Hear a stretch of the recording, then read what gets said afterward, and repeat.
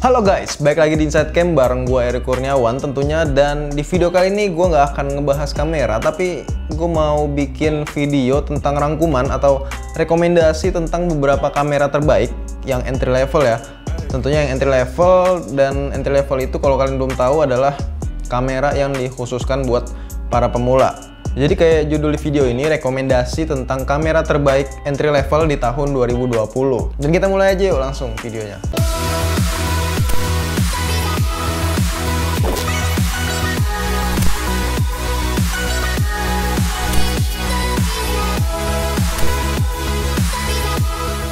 Oke, jadi di video ini gue ngerangkum ada 7 kamera yang menurut gue atau menurut tim Inside Cam itu terbaik untuk kelas entry level di tahun 2020 ini. Jadi kita ngerangkumnya nggak cuma kamera yang keluaran terbaru, tapi yang keluaran lama juga.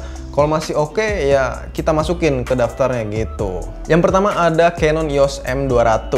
Nah, kamera ini cocok banget buat kalian yang lagi cari kamera buat vlogging ataupun buat selfie-selfie cantik, selfie manja gitu kan kalau lagi traveling. Ya karena bentuknya itu compact ya, mirrorless. Jadi cocok buat dibawa kemana-mana. Dan kamera ini dilengkapi sama sensor 24 megapiksel CMOS APS-C ya. Yang gue rasa ini cukup mumpuni untuk kamera di kelas 7 jutaan entry level. Apalagi nih dilengkapi sama prosesor terbarunya yaitu di G 8, dan tentunya perekamannya itu kalau nggak salah udah 4K ya. Jadi kalau gue punya budget 7 jutaan ya gue nggak pakai mikir-mikir lagi nih beli ini kamera ya, karena untuk sektor 7 jutaan udah termasuk oke kalau menurut tim Inside Cam gitu. Oke, masih dari Canon, yang kedua ini ada Canon 200D tapi yang Mark II nya, bukan yang versi pertama, bukan yang edisi pertama ya. Nah, kenapa gue rekomendasiin kamera ini? Nih, gue kasih tahu ya. Yang pertama, ada layar flip yang dimana itu sangat fleksibel buat pengambilan gambar berbagai angle. Bisa buat pengambilan vlogging atau selfie ya kan.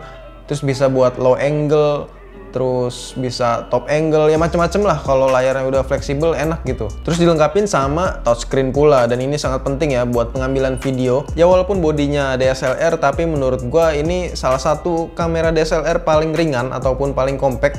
Jadi rasanya itu ya mirip-mirip kayak kamera mirrorless. Jadi kalau mau kelihatan pro bisa, mau simple juga bisa. Dan selanjutnya tentunya ada jack mikrofon eksternalnya. Dan ini sangat penting buat pengambilan atau perekaman video. Jadi kalau kalian lagi cari kamera buat perekaman video yang lebih dominan pengambilan gambar video, ya ini salah satunya. Dan kayak fitur-fitur lainnya juga oke. Misalnya kayak perekamannya udah 4K, terus baterainya ini awet karena ini kamera DSLR yang notabene baterainya lebih besar ya daripada kamera mirrorless. Terus prosesornya juga yang terbaru. Jadi kemampuannya ini lebih cepet ya. Dan juga yang penting banget nih, udah ada NFC-nya. Jadi kalau kalian mau mindahin data, ya bisa cepet gitu. Nah, di posisi ketiga ini kita bergeser ke Nikon D3500. Kalau tadi kan gue pilih kamera sebelumnya itu karena fitur-fiturnya yang lumayan lengkap. Dan kali ini di urutan yang ketiga gue pilih Nikon D3500 karena dari hasil gambarnya. Tapi bukan berarti fiturnya nggak lengkap ya, fiturnya juga lengkap kok. Tapi gue lebih ngeliat ke hasil gambarnya kalau dari Nikon D3500 ini. Ya gue ngerasa apa ya, kayak beda aja gitu hasil dari Nikon, khususnya Nikon D3500 ini. Ya mulai dari ketajamannya serta warnanya. Ya kita tahu sih emang kalau Nikon itu ciri-cirinya ya warnanya itu lumayan bagus. Warnanya lebih keluar, khususnya buat fotografi ya. Dan ini cocok banget nih buat kalian yang punya budget di bawah 7 juta atau tepatnya sekitar 5 jutaan. Nah, kalau pertama tadi ada Canon M200, terus yang kedua ada Canon 200D Mark II, yang ketiga ada Nikon D3500, dan yang keempat ini ada Canon lagi, yaitu Canon G7X Mark III. Tapi ini beda ya, ini bukan tipe mirrorless atau DSLR, tapi ini tipenya kamera pocket atau kamera compact. Nah, Canon G7X Mark III ini gue pilih karena bisa dibilang apa ya, kayak kecil-kecil cabai rawit gitu. Punya bodinya kecil tapi kualitasnya pedes. Dan kamera ini cocok banget buat kalian yang suka traveling atau ya mobile lah, mondar-mandir gitu ya. Dan kamera ini sama kayak M200 tadi, cocok banget buat kalian yang mobile, punya mobilitas tinggi, atau buat traveling atau buat jalan-jalan kemanapun gitu ya, yang gampang dibawa kemana-mana karena ini bodinya juga compact. Di kantong pun juga bisa masuk gitu. Karena selain buat foto itu bagus atau kece, di videonya juga menurut gue juga udah oke banget untuk sekelasnya. Udah bisa 4K 30 fps ya. Apalagi nih kalau yang mau bikin vlogging pakai kamera G7X Mark III udah dilengkapin sama mikrofon stereonya. Jadi nggak perlu mikrofon tambahan lagi. Kalau mau beli mikrofon budgetnya kurang, kalian tinggal pakai mikrofon bawaannya aja yang udah stereo. Ya harusnya cukup sih kalau pakai mikrofon bawaan ya. Nah yang kelima ini kalau di tahun sebelumnya kan gua masukin Lumix G7X, dan di tahun ini kayaknya di tingkat atasnya yaitu G85. Lumix G85 ya. Alasannya karena menurut gue ini cocok banget buat kalian yang baru beranjak dari dari entry level ke pro gitu. Jadi ini ada di tengah-tengah. Karena di kamera ini gue ngerasa bisa belajar banyak tentang settingannya, tentang ya segala macem lah.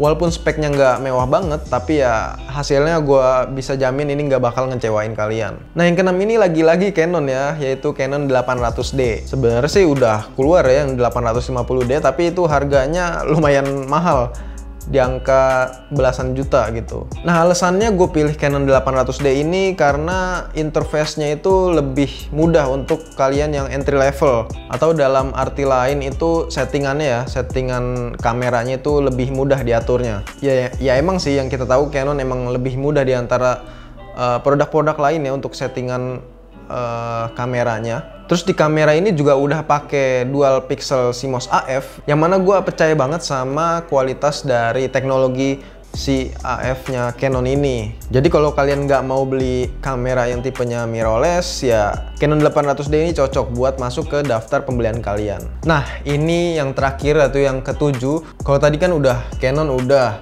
Nikon udah, terus Lumix udah, dan sekarang gilirannya Sony. Kalau di tahun sebelumnya itu kan Sony A6000 ya, yang dimana menurut gua itu nggak ada matinya itu kamera, karena udah harganya murah, terus speknya juga bagus. Dan di tahun ini menurut gua giliran yang tingkat atasnya, yaitu Sony A6100 ya. Walaupun upgrade-nya itu nggak terlalu jauh ya, tapi menurut gua ini adalah kamera Sony Alpha yang worth it banget buat entry level. Apalagi yang A6000 atau A6300 kan itu udah jarang banget dijual yang barunya ya. Terus yang gue suka dari kamera ini atau dari kamera Sony Alpha tentunya pas gua ngerasain ya, karena kan gue udah ngerasain beberapa kamera yang setara gitu ya.